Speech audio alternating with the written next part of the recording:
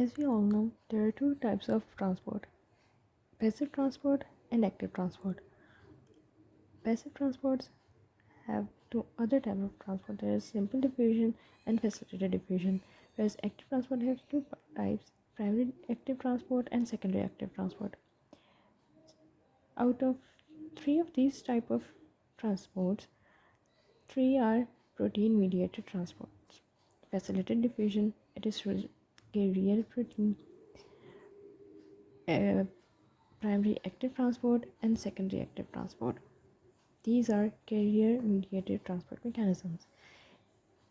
They have special characteristics such as stereospecificity. Carriers are only specific for a specific molecule. It won't function if any other molecule will attach. For example, in the glucose transporter will only function when D-glucose will bind to it. It won't function if L-glucose will bind. D-glucose is dextrorotatory glucose and N-glucose is levorotatory. In our body, glucose transporters are specific for D-glucose, mostly for D-glucose. Another is the saturation. When the concentration of a particular molecule increases, it engages all the carriers, and as a result, transport will be increased. But when the carriers are engaged, all the transporters are engaged. When a concentration is increased of that particular molecule, it won't increase the transport, as all the transporters are already engaged.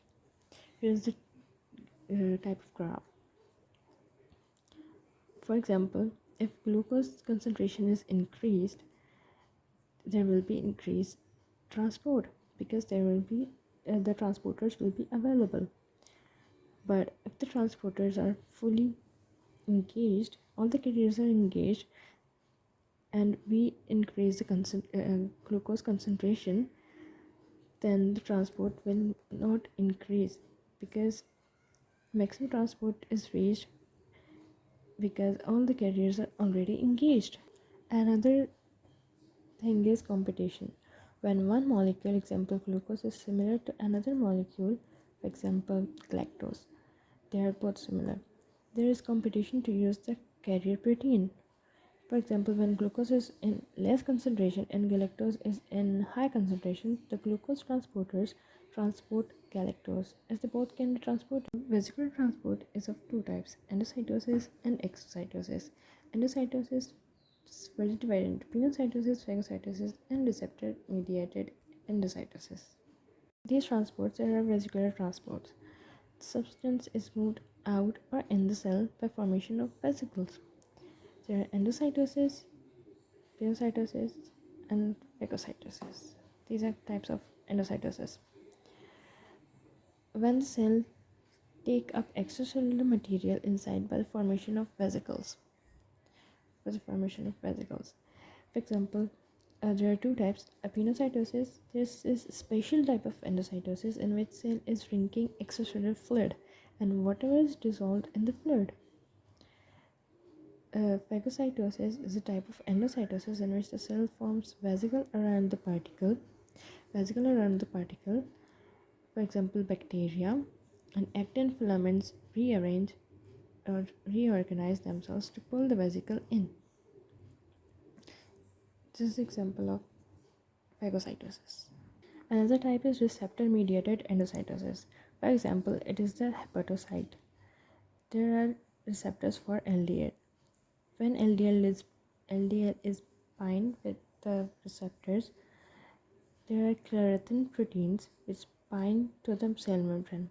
This pull the cell membrane and they form vesicle. The clarithin coated vesicle. There is an enzyme containing vesicle which binds, and they fuse together and they take the LDL. Then receptors will go back and trap more LDL. This is an example of receptor mediated endocytosis.